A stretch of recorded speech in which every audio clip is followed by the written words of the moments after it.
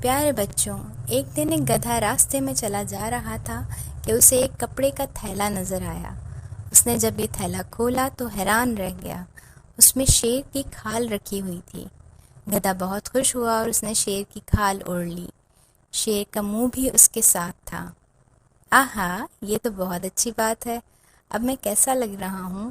یہ دیکھنے کے لیے گدھے نے قریبی تالاب میں جا کر اپنا عکس دیکھا۔ اب میں شیر بن گیا ہوں۔ اب میں ان سب کو مزہ چکھاؤں گا جو میرا مذاق اڑاتے تھے۔ گدھا بھاری قدموں سے جنگل میں داخل ہوا۔ پہلا جانور جس نے شیر یعنی گدھے کو دیکھا تھا وہ تھا ہرن۔ شیر!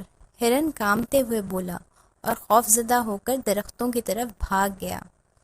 کتنا مزہ آیا! گدھے نے اپنی کامیابی پر خوش ہو کر کہا۔ اتنے میں دیکھا کہ بی لومڑی آ رہی ہیں۔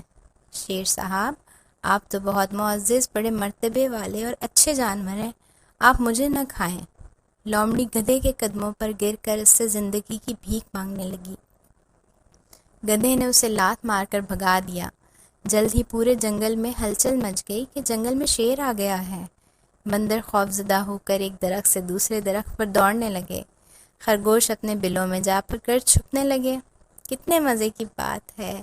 اب مجھے انہیں شیر کی طرح دھاڑ کر ڈرانا نہیں پڑے گا، گدھے نے اپنے آپ سے کہا اور پھر شیر کی طرح دھاڑا، لیکن دھاڑ کے بجائے الگ ہی آواز نکلی، ڈھینچو ڈھینچو۔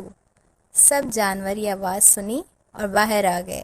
انہیں گدھے کی اصلیت جاننے میں دیر نہ لگی کہ یہ دراصل گدھا ہے جو شیر کی کھال میں آ گیا ہے۔ سب جانوروں نے آ کر گدھے کی وہ درگت بنائی کہ مت پوچھیں اس کا کیا حال ہوا۔ اس کے بعد گدھے نے توبہ کر لی کہ اب جنگل کے جانوروں کو تنگ نہیں کرے گا۔ بے وقوف گدھا جب تک چپ رہا اس کا بھرم قائم تھا، جیسے ہی وہ بولا فوراً Thank you for watching.